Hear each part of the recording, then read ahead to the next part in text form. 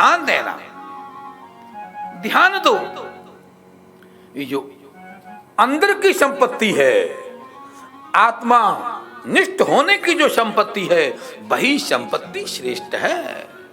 सुदाम देव, सुदामा, सु माने अच्छा, दाम माने धन। अच्छा धन कौन सा है? अच्छा धन भाई जो आपके साथ में जाए, आपके साथ में जाए। ये जितने धन यहीं छूट जाएंगे, यदि आप साल ले जाना चाहते हैं तो ज्यादा से ज्यादा भक्ति करो, भजन करो, दान करो, धर्म करो, पुण्य करो, आत्मचिंतन करो, स्वाध्याय करो, सत्संग करो। बस यही साथ में जाने वाला है और कुछ नहीं। ये कोठी, बंगले, कारें, धन दौलत सब यही छूट जाएगी। साथ में जाने वाला है तो कुछ यही जाने वाला है। सुखदेव जी महाराज ने परीक्षित को बताया, अरे परीक्षित,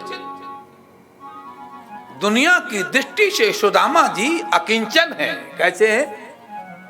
अकिंचन है, गरीब हैं। ध्यान देना, गरीब हैं।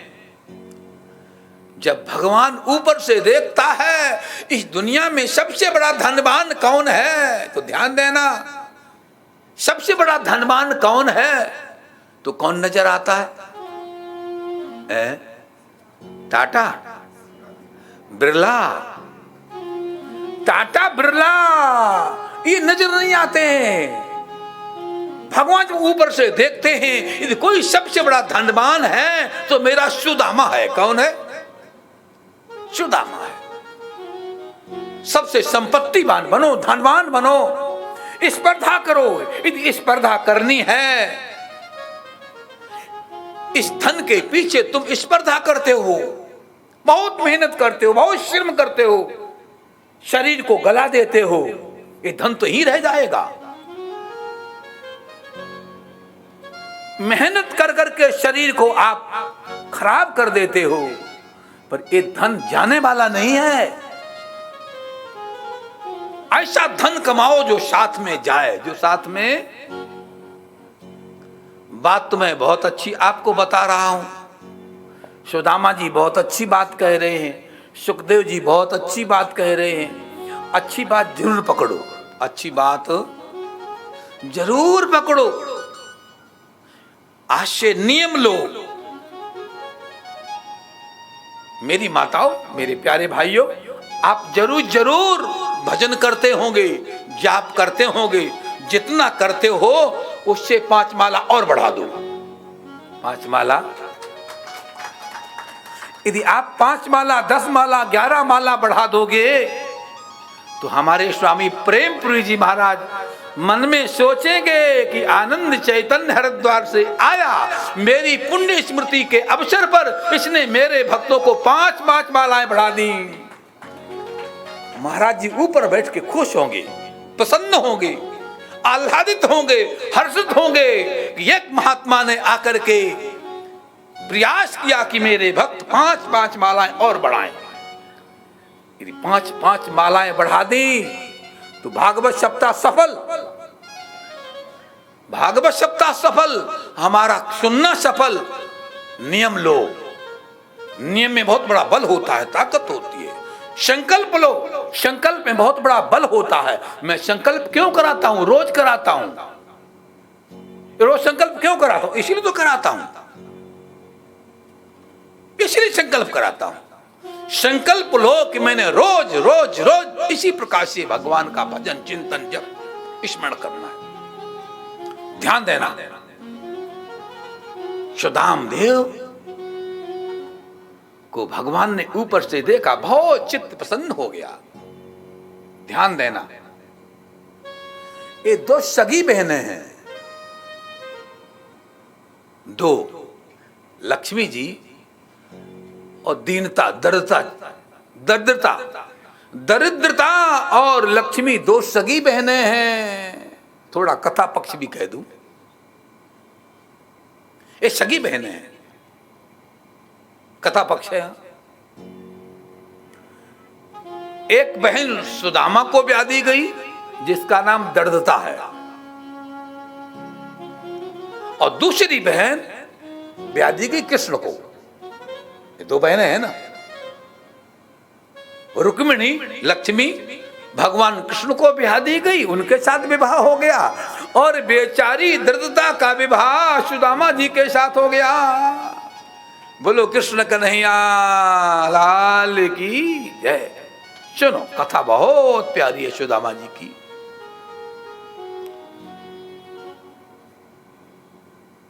दुनिया में, इस संसार के अंदर हर आदमी कुछ न कुछ लेकर के आता है। सुदामा खुश हैं, कोई बात नहीं, कोई असुविधा नहीं, कोई दिक्कत नहीं है।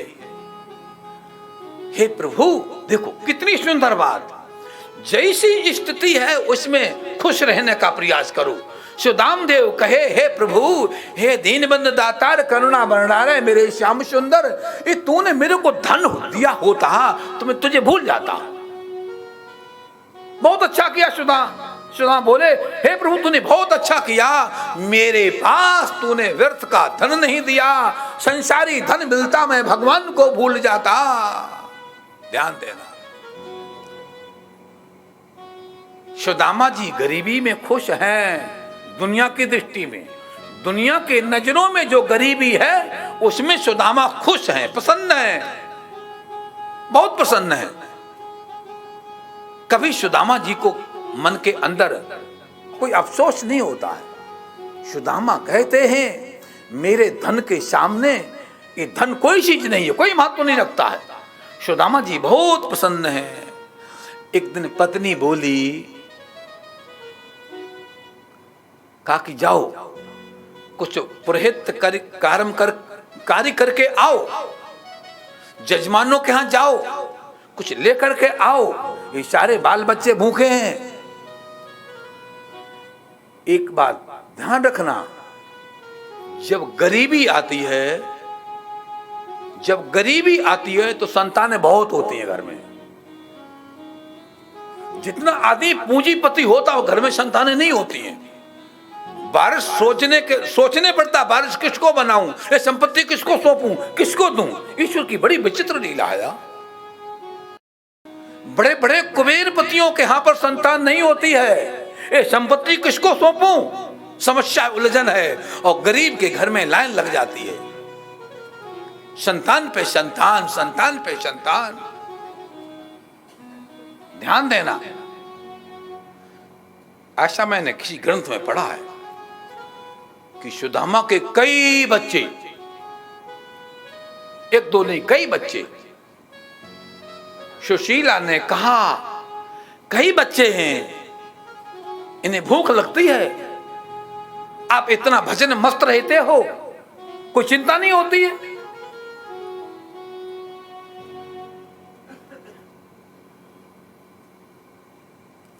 वृंदावन बिहारी लाल की।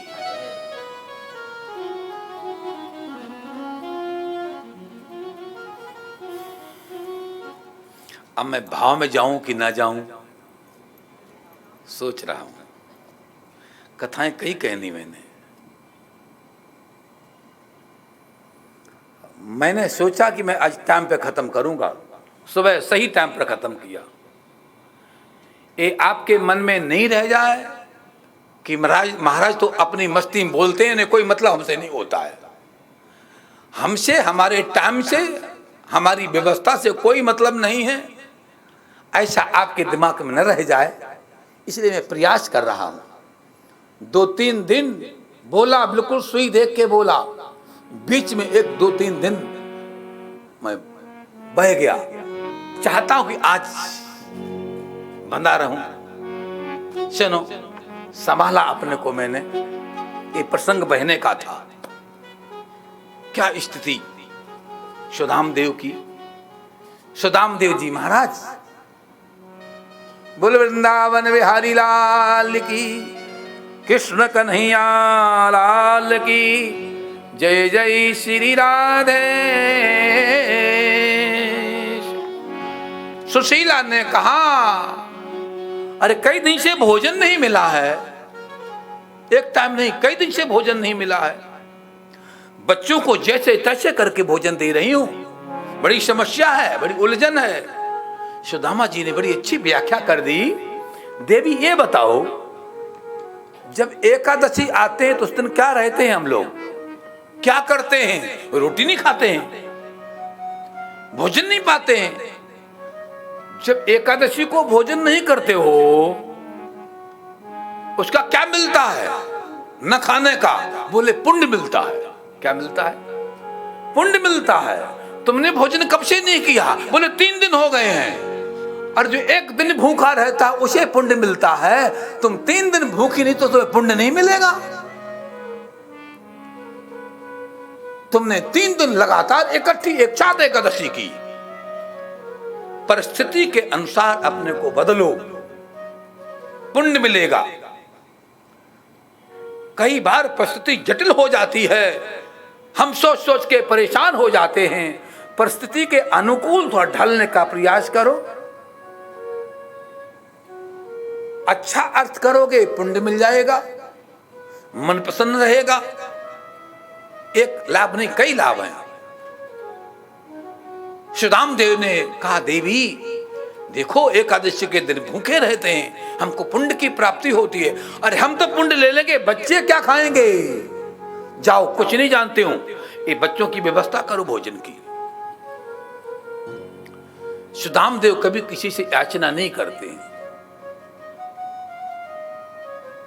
याचका नहीं भी याचयन्ति, कोई याचना नहीं करते हैं। दैव योग से जो मिल जाता है उस पर अवलंबित रहते हैं, वही परिवार को लाके खिलाते हैं। बोलो कृष्ण कन्हैया लाल की जय। जय श्री राधे।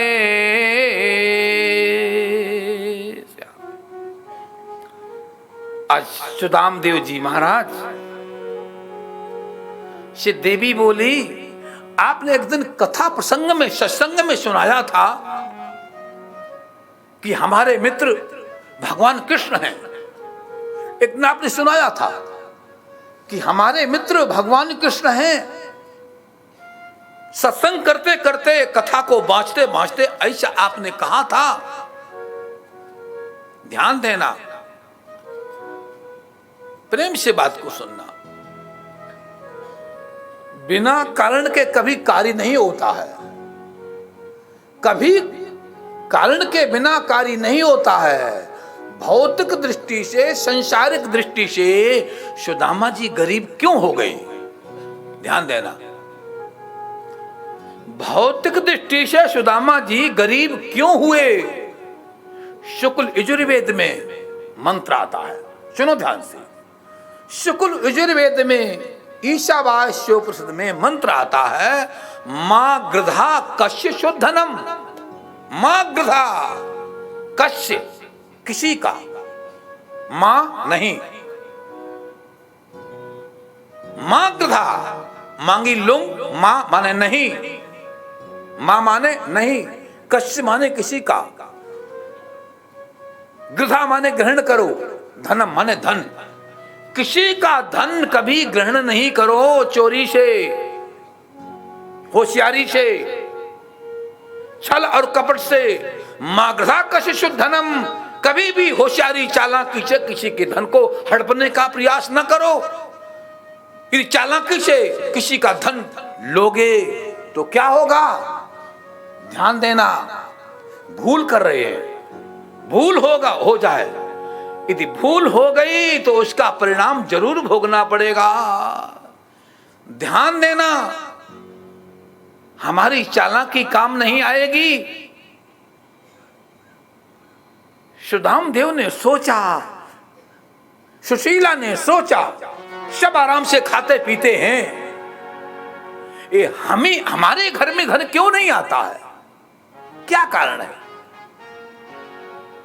मां गृधा कश्य शुद्धनम, किसी न किसी का धन जरूर लिया होगा। कोई न कोई मूल में कारण है, कोई न कोई। देखिए, बड़ी सुंदर व्यवस्था। हम अपनी व्यवस्था में लड़खड़ा जाएं, लेकिन भगवान की व्यवस्था बड़ी सुदृढ़ है, बड़ी सुदृढ़ है। बहुत सुदृढ़ है। एक पलकी में दुल्हन बैठी जा रही थी, ध्यान देना।